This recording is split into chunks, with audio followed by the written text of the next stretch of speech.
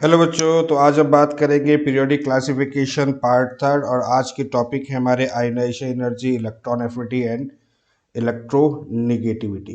तो इनसे रिलेटेड जो है क्वेश्चंस आज हम डिस्कस करने जा रहे हैं। तो चलिए डिस्कस करते हैं सबसे फर्स्ट क्वेश्चन की तरफ। फर्स्ट क्वेश्चन हमारे पास में क्या है उसको देख लेते हैं। फर्स्ट क्वेश्चन हमारे पास में जो है वो डेफिनेशन के बेस पर है कि इलेक्ट्रॉन एफिनिटी इज अ, यानी इलेक्ट्रॉन एफिनिटी क्या है। अब देखिएगा, इलेक्ट्रॉन एफिनिटी को हम लोग डिस्कस करते हैं तो कैसे डिस्कस करते हैं। हम देखते हैं कि सपोज हमारे पास में कोई एक एटम है जिसका एक न्यूक्लियस है और इस तरीके से वहाँ पर वो सेल को रिप्रेजेंट कर रहा है। अब कोई एक एक्स्ट्रा इलेक्ट्रॉन है, उस इलेक्ट्रॉन को अपन लोगों को उस एटम के किसी सेल में लेके आना है। ठीक है, ऐड करना है, यानी क्या करना है, इसको ऐड करना है। जब भी ऐसी सिचुएशन होती है तो उस कंडीशन में कुछ एनर्जी जो होती है वो रिलीज होती है, एनर्जी रिलीज होती है। और जो एनर्जी रिलीज होती है उसी को हम लोग इलेक्ट्रॉन एफिनिटी का टर्म बोलते हैं। तो इसमें एक और चीज़ है, इसमें सिंगल इलेक्ट्रॉन होता है, पेयर ऑफ इलेक्ट्रॉन नहीं होता, सिंगल इलेक्ट्रॉन होता है और ये एक्सेप्टेंस की टेंडेंसी रखता है। तो अब यहाँ पर देखते हैं, देखिए क्या लिखा है, relative strength to attract, attract word attract नहीं होता है, ये रॉन्ग हो जाएगा। Necessary energy required to remove, remove ही नहीं होता है, ठीक है, ये भी रॉन्ग हो जाएगा। Energy release when an electron is added to a outermost shell, हाँ ये देखिएगा ये सही है। आउटर मोस्ट सेल में क्या करते हैं, हम इलेक्ट्रॉन को ऐड करते हैं और जो एनर्जी रिलीज होती है that is the electron affinity. Energy release when an electron is added to the inner shell, नहीं इनर सेल नहीं होता, आउटर मोस्ट सेल पे हम लोग बात करते हैं। ठीक है, तो कहने का मतलब ये हुआ कि हमारे पास में जो ऑप्शन है that is the third is the correct option.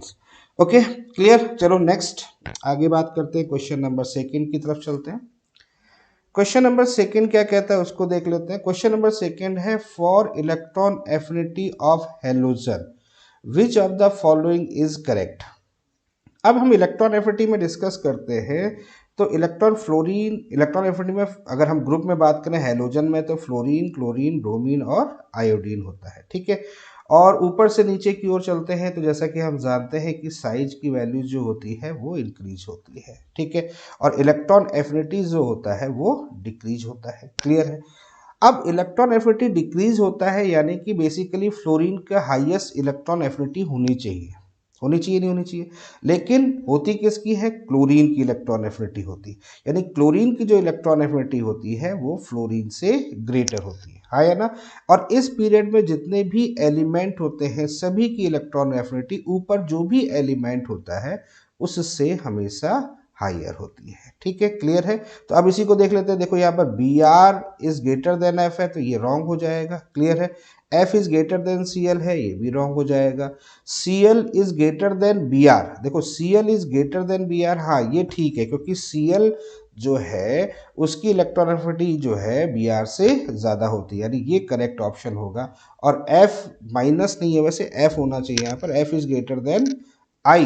तो हाँ एफ माइनस अगर यहाँ पर ले रहे हैं, नहीं ये भी नहीं होगा। क्लियर। तो बेटर ऑप्शन जो होगा that is the correct option is C L is greater than B R. ठीक है, क्लियर है, समझ में आ रही बात। तो यहाँ पर ये हमारे पास में सेकंड ऑप्शन जो होगा, सेकंड थर्ड ऑप्शन जो होगा सेकंड क्वेश्चन का वो करेक्ट होगा। ठीक है, चलिए नेक्स्ट आगे डिस्कस करते हैं, क्वेश्चन नंबर 3 की तरफ चलते हैं। क्वेश्चन नंबर 3 क्या कहता है, in the process Cl plus electron add कर रहे हैं Cl माइनस, ओके, एनायन का फॉर्मेशन हो रहा है। तो डेल्टा H यहाँ पर जो हो रही है वो किसको डिफाइन कर रहा है, इलेक्ट्रॉन एफिनिटी को डिफाइन कर रहा है। और इलेक्ट्रॉन एफिनिटी में यहाँ पर क्या होता है, एनर्जी जो होती है वो क्या होती है, रिलीज होती है नहीं। और एनर्जी रिलीज होती है तो इसका मतलब ये नेगेटिव साइन होगा, होगा कि नहीं होगा। यानी इसका मतलब ये जो प्रोसेस होता है वो कौन सा प्रोसेस होता है, एक्सोथर्मिक प्रोसेस होता है। क्लियर है, that is the exothermic process. तो अब यहाँ पर पूछा गया है कि डेल्टा एच का साइन कैसा होगा। तो डेल्टा एच का साइन कैसा हो जाएगा, यहाँ पर निगेटिव साइन होगा, यानी कि सेकेंड ऑप्शन जो होगा हमारा वो करेक्ट है। ठीक है, नेक्स्ट आगे बढ़ते हैं, क्वेश्चन नंबर 4 की तरफ चलते हैं। क्वेश्चन नंबर 4 क्या कहता है उसको देखते हैं। क्वेश्चन नंबर 4 है, in which of the following process energy is released. वही कंडीशन है, एनर्जी इज रिलीज यानी कि दैट्स मीन किसको डिफाइन कर रहा है? डेल्टा एच नेगेटिव को डिफाइन कर रहा है, यानी कि एक्सोथर्मिक प्रोसेस की बात कर रहा है। और एक्सोथर्मिक प्रोसेस कब होता है? जब इलेक्ट्रॉन एफिनिटी को डिफाइन करते हैं जब हम किसी न्यूट्रल एलिमेंट को इलेक्ट्रॉन देते हैं, है ना। न्यूट्रल एलिमेंट को जब हम इलेक्ट्रॉन या आइसोलेटेड एलिमेंट को जब हम इलेक्ट्रॉन प्रोवाइड करते हैं तो उससे एनर्जी रिलीज होती है। देखो यहाँ पर इलेक्ट्रॉन को ये एक्सेप्ट कर रहा है तो एनर्जी यहाँ से रिलीज होगी। क्लियर? तो ऑप्शन इज थर्ड। अब क्वेश्चन उठता है यहाँ पर भी तो इलेक्ट्रॉन ऐड करते हैं, तो आपने शायद एक चीज पढ़ी होगी कि कोई भी एलिमेंट होता है अगर वो आइसोलेटेड है, इलेक्ट्रॉन को एक्सेप्ट करता है, तो उस कंडीशन पे जो इलेक्ट्रॉन एफिनिटी जो आती है वो निगेटिव आती है। लेकिन फर्दर अगर उसी आयंस में अगर फिर से हम इलेक्ट्रॉन को ऐड करते हैं तो उस कंडीशन पे जो इलेक्ट्रॉन एफिनिटी यहाँ पर जो होती है वो पॉजिटिव साइन को डिफाइन करती है। यानी फर्स्ट प्रोसेस जो होता है that is the exothermic process, and second step में अगर हम बात करें तो वो जो प्रोसेस होता है that is the endothermic process. Clear है? समझ में आ गया? तो इस बेस पर अगर हम बात करें तो ऑप्शन इज द थर्ड जो होगा वो हमारा करेक्ट होगा। ठीक है, चलिए नेक्स्ट आगे बात करते हैं। क्वेश्चन नंबर 4 के बाद क्वेश्चन नंबर 5 में चलते हैं। क्वेश्चन नंबर 5 में विच of the following configuration will have the least electron affinity. अब लीस्ट इलेक्ट्रॉन एफिनिटी किसको डिफाइन करता है? देखिएगा, लीस्ट इलेक्ट्रॉन एफिनिटी हमेशा वहां पर डिफाइन होता है जहां पर स्टेबिलिटी होती है। क्या होता है? स्टेबिलिटी होती है। क्लियर है? तो लीस्ट इलेक्ट्रॉन एफिनिटी जो भी डिफाइन होता है वो स्टेबिलिटी को डिफाइन करता है। लीस्ट इलेक्ट्रॉन एफिनिटी के लिए स्टेबिलिटी की बात हो रही। क्यों ऐसा क्यों हो रहा है? क्योंकि अगर वो स्टेबल है तो इलेक्ट्रॉन एक्सेप्ट करने की टेंडेंसी कम रखेगा, हाँ या ना। और इलेक्ट्रॉन एक्सेप्ट करने की अगर टेंडेंसी कम रखेगा तो उस कंडीशन पे कुछ ना कुछ हमें एनर्जी उसको प्रोवाइड करनी पड़ेगी जिसके कारण से वो इलेक्ट्रॉन को एक्सेप्ट करेगा। तो इस कंडीशन में अगर हम बात करें तो लीस्ट इलेक्ट्रॉन एफिनिटी जो होगी वो किस ऑप्शन की होगी? थर्ड ऑप्शन की होगी। देखो लीस्ट कैसे, यहाँ देखो P3 दिख रहा है तो ये कौन सा शो कर रहा है? यानी कि ये कौन शो कर रहा है? हाफ फील्ड कर रहा है। और ये भी मैं आपको बता दूं कि अगर हाफ फील्ड या फुल फील्ड होगा, यानी कि जो भी स्टेबल होते हैं उनकी इलेक्ट्रॉन एफिनिटी को अप्रॉक्स हम लोग क्या मानते हैं? जीरो मानते हैं, क्योंकि यहाँ पर एनर्जी हमें प्रोवाइड करनी पड़ती है। तो रिलीजिंग जो रिजल्टेंट एनर्जी होती है बहुत ही मिनिमम या जीरो के लगभग होती है। इसलिए यहाँ पर लीस्ट इलेक्ट्रॉन एफिनिटी की अगर बात करें तो that is the third option. Okay, clear है? समझ में आ रही बात? तो ये हमारे पास में फिफ्थ क्वेश्चन को डिफाइन किया। नेक्स्ट आगे बात करते हैं, क्वेश्चन नंबर 6 की तरफ चलते हैं। क्वेश्चन नंबर 6 क्या कह रहा है उसको देख लेते हैं। Electron addition would be easier in, देखिएगा कहाँ पर इलेक्ट्रॉन का एडिशन ज्यादा होगा? इलेक्ट्रॉन का एडिशन वहां पर ज्यादा होगा जहां पर न्यूक्लियस के द्वारा फोर्स ऑफ अट्रैक्शन ज्यादा हो, है ना। फोर्स ऑफ अट्रैक्शन जितना ज्यादा होगा तो न्यूक्लियस जितना अच्छा फोर्स ऑफ अट्रैक्शन अगर इलेक्ट्रॉन को लगाएगा तो इलेक्ट्रॉन उतनी ही इजियर फॉर्म में ऐड होगा। अब ये डिपेंड किस पर करता है? ये डिपेंड करता है इनकी बीच की डिस्टेंस पर, लेंथ पर।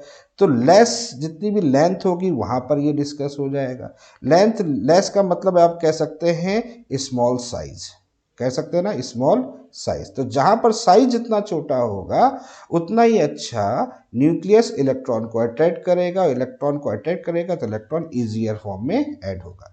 तो हमारे पास में देखिए ऑप्शन है फर्स्ट, सेकंड, थर्ड और फोर्थ, सभी ऑक्सीजन ही है। तो अगर हम इसमें साइज की बात करें तो सबसे जो बड़ा साइज जो होगा O- का होगा, फिर किसका होगा? O का होगा, फिर किसका होगा? O+ का होगा, और फिर किसका होगा? O2+ का होगा कि नहीं होगा? क्लियर है? तो सबसे छोटा साइज कौन सा है? ये है। इसका मतलब यहां पर इजियर एडिशन होगा कि नहीं होगा? यहां पर इजियर एडिशन होगा। समझ गए बात को? क्लियर है? तो ये चीज यहां पर ध्यान रखनी है। ओके, चलो क्वेश्चन नंबर 6 के बाद क्वेश्चन नंबर 7 की तरफ चलते हैं। क्वेश्चन नंबर 7 क्या कह रहा है उसको देख लेते हैं। क्वेश्चन नंबर 7 है इंक्रीजिंग ऑर्डर ऑफ इलेक्ट्रोनेगेटिविटी। अब इलेक्ट्रोनेगेटिविटी का कॉन्सेप्ट हम लोग जानते हैं कि left to right and top to bottom को अगर हम देखें तो हम ये पढ़ते हैं कि लेफ्ट टू राइट जब हम पीरियड में चलते हैं तो इलेक्ट्रोनेगेटिविटी इंक्रीज करती है, और टॉप टू बॉटम जो लोग बात करते हैं इलेक्ट्रोनेगेटिविटी डिक्रीज करती है। क्लियर है, समझ में आ रहा है? ये हम एक जर्नल फॉर्म में इस चीज को पढ़ते हैं, जर्नल फॉर्म में इस चीज को देखते हैं। अब हमारे पास में क्या क्या एलिमेंट है उसको देख लेते हैं। बिस्मथ है, फास्फोरस है, सल्फर है, क्लोरीन है। तो यानी कि सबसे पहले फास्फोरस आता है, फिर सल्फर आता है, फिर क्लोरीन आता है।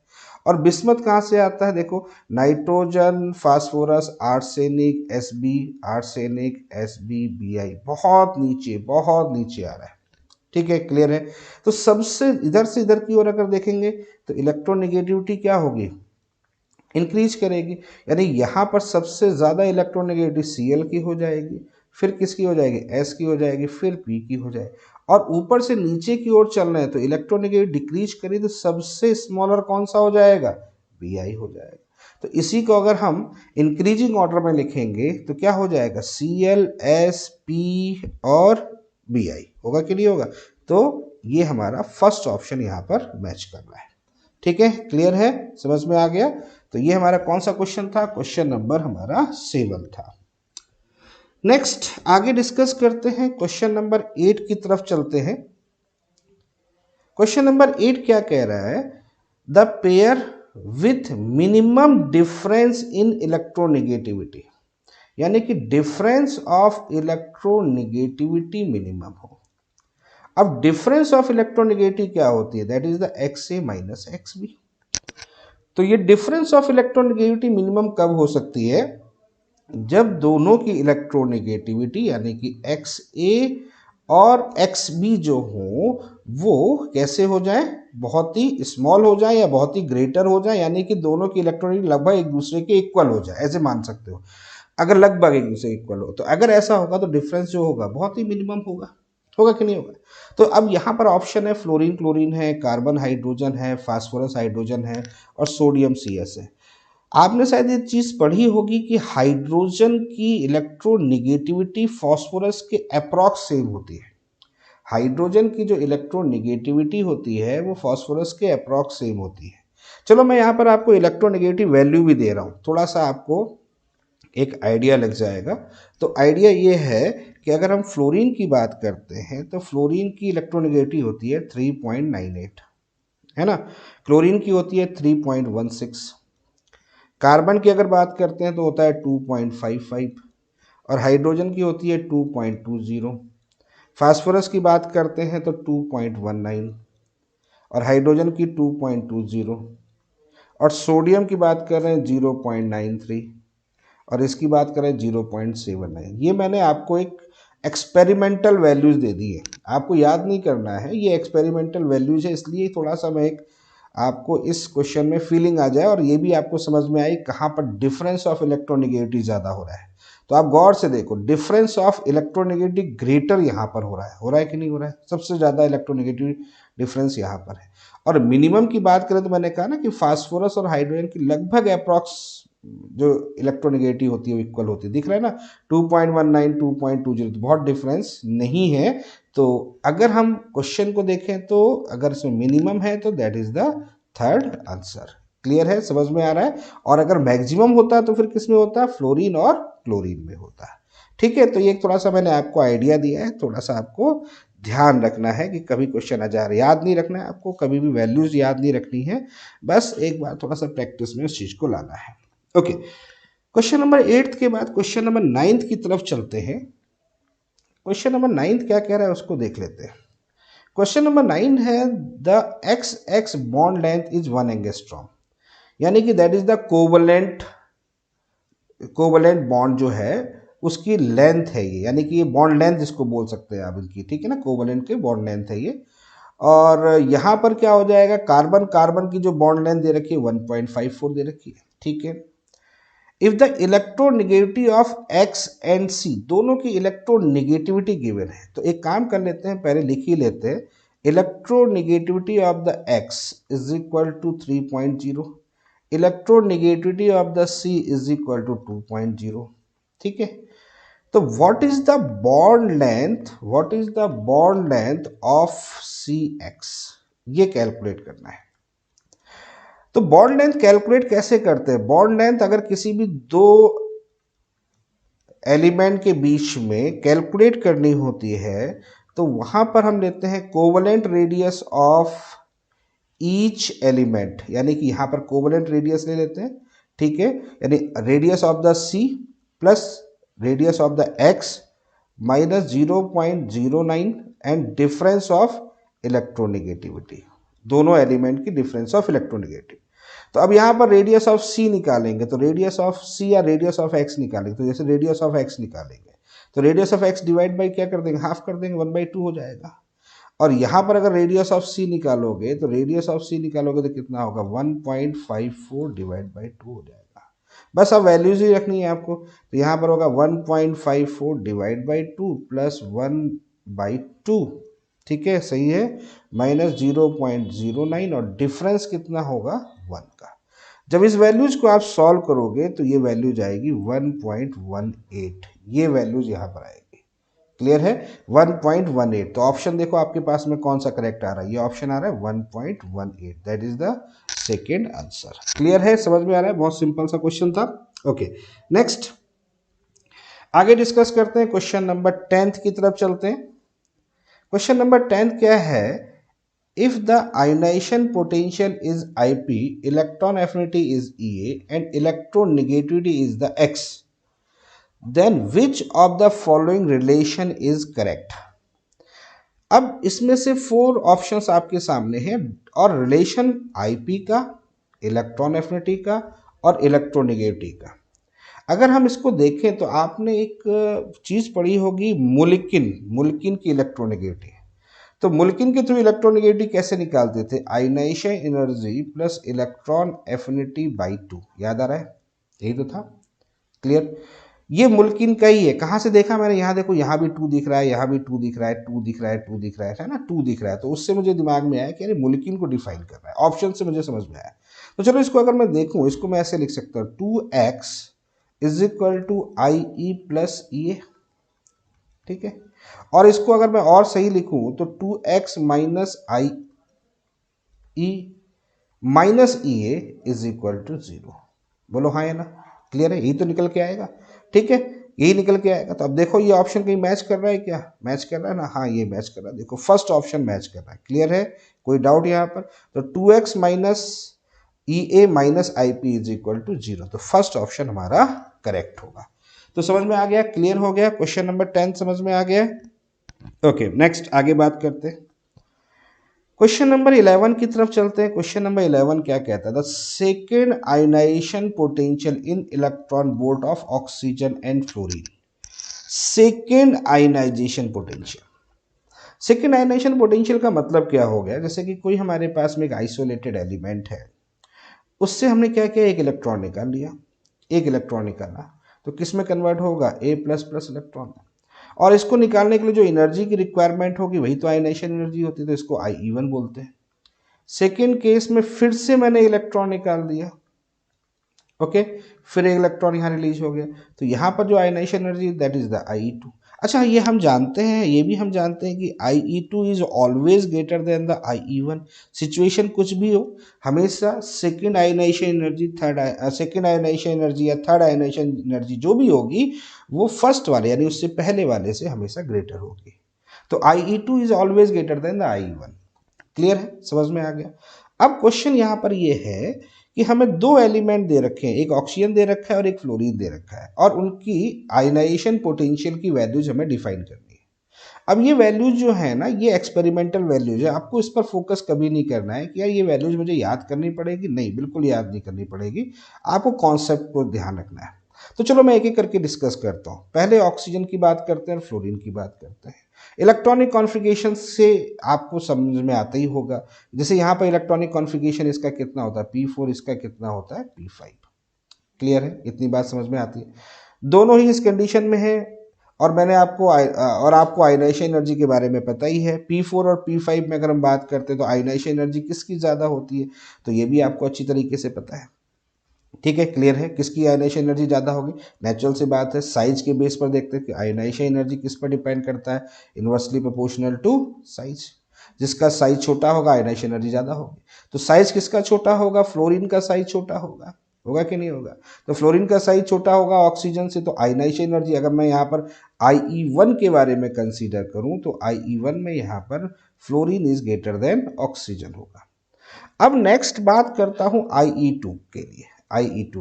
IE2 के लिए मतलब आपका नेक्स्ट इलेक्ट्रॉन यहाँ से निकालना है, यानी एक इलेक्ट्रॉन कम करके सोचना है। तो जब एक इलेक्ट्रॉन माइनस कर दोगे आप, -1 इलेक्ट्रॉन करोगे तो किस फॉर्म में आएगा? P3 में आएगा। और यहाँ से एक इलेक्ट्रॉन अगर माइनस करेंगे तो ये किस फॉर्म में आएगा? P4 में आएगा। अब P3 और P4 में बात करें तो ये हाफ फील्ड को शो कर रहा है, हाफ फील्ड को शो कर रहा है, और हाफ फील्ड को शो कर रहा है तो इसका मतलब ये स्टेबल होगा, और अगर स्टेबल होगा तो इसका मतलब इसकी आयनाइजेशन एनर्जी मैक्सिमम होगी। होगी कि नहीं होगी? क्योंकि कोई भी अगर स्टेबल होगा तो उसकी आयनाइजेशन एनर्जी क्या होगी? मैक्सिमम होगी। अब इस केस में अगर हम बात करें तो आयनाइजेशन एनर्जी 2 की बात करें, इसकी और इसकी में डिस्कस करें तो किसकी ज़्यादा होगी? जो स्टेबल होगा। इसका मतलब यहाँ पर अगर हम बात करें तो इस जगह पर ऑक्सीजन जो होगा उसकी आयनाइजेशन एनर्जी 2 जो होगी वो E2 ऑफ फ्लोरीन से ग्रेटर होगी। तो अब यहाँ पर ऑप्शन देखना है कि पहली वैल्यू चूंकि रिस्पेक्टिवली यहाँ लिखा हुआ है तो फर्स्ट वैल्यूज जो होनी चाहिए वो ग्रेटर होनी चाहिए और सेकंड वैल्यू जो होनी चाहिए वो स्मॉलर होनी चाहिए। तो देखो पहली स्मॉलर है, सेकंड ग्रेटर है, तो ये ऑप्शन नहीं है। दोनों इक्वल है, ये ऑप्शन नहीं है। फर्स्ट वैल्यू जो मैंने कहा वो ग्रेटर होनी चाहिए और सेकंड वैल्यू जो होनी चाहिए वो स्मॉलर होना चाहिए। तो कौन सा ऑप्शन यहाँ पर दिख रहा है? हमारा थर्ड ऑप्शन जो है ये करेक्ट ऑप्शन है, और फोर्थ में भी ये पॉसिबल नहीं है। ठीक है, क्लियर हो गया। तो ये हमारे पास में 11th क्वेश्चन। नेक्स्ट आगे डिस्कस करते हैं, क्वेश्चन नंबर 12 की तरफ चलते हैं। क्वेश्चन नंबर 12 क्या है? The outer most electronic configuration of the most electronegative atom. Most electronegative, तो मोस्ट इलेक्ट्रोनेगेटिव एलिमेंट कौन से होते हैं? नेचुरल सी बात है, हेलोजन जो होते हैं सबसे मोस्ट इलेक्ट्रोनेगेटिव एलिमेंट होते हैं। होते कि नहीं होते? तो मोस्ट इलेक्ट्रोनेगेटिव कौन से होंगे? हेलोजन होंगे। तो हेलोजन कौन सा? देखो NH2 NP5, यानी लेफ्ट टू राइट जब हम जो चलते हैं तो इलेक्ट्रोनेगेटिविटी की वैल्यूज क्या होती है? बेसिकली इंक्रीज होती है। इनर्ट एलिमेंट की इलेक्ट्रोनेगेटिविटी की वैल्यूज अप्रॉक्स 0 मानते हैं, क्योंकि इलेक्ट्रॉन को लेने की टेंडेंसी रखते ही नहीं, क्योंकि स्टेबल होते हैं। ठीक है, तो हाईएस्ट इलेक्ट्रोनेगेटिविटी किसकी होगी? हेलोजन की होगी। तो NH2NP5 जो है ना ये शो करेगा हाईएस्ट इलेक्ट्रोनेगेटिव, यानी इसका मतलब ऑप्शन अपना कौन सा होगा? फर्स्ट ऑप्शन करेक्ट होगा। नेक्स्ट क्वेश्चन नंबर 13 की तरफ चलते हैं। क्वेश्चन नंबर 13 क्या कहता है? Among the following element whose electronic configuration is given below the one having the highest ionization energy.